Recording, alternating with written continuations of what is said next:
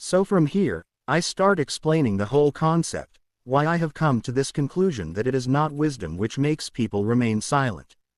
It is actually silence which gives them the awareness that if you speak without intention, it might carry some form of indecency, so it is better to stay quiet.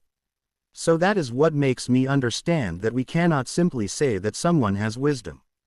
That person may have spent time in solitude. The more one thinks, the more one has time to reflect on different things, the more one becomes wise, because they begin to understand the logic behind events and situations.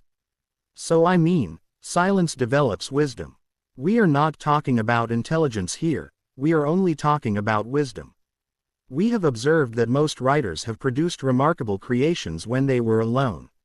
So it means that, to some extent, wisdom is not entirely an inborn trait. A part of it may exist naturally, but it is refined and polished in loneliness, in solitude, when there are fewer people around, when there is less distraction, and when a person reads, thinks, observes, and reflects. So that is why I say that we cannot simply label someone as wise. We can say someone is intelligent, because intelligence can be inborn, related to IQ.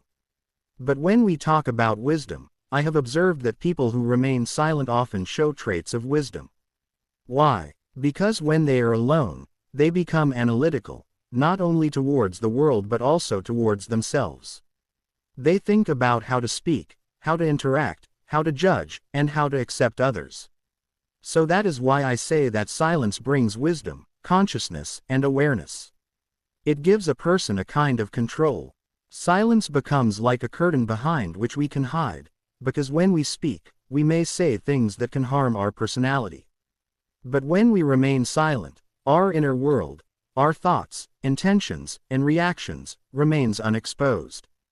And that is all because of this one factor: we choose to remain silent.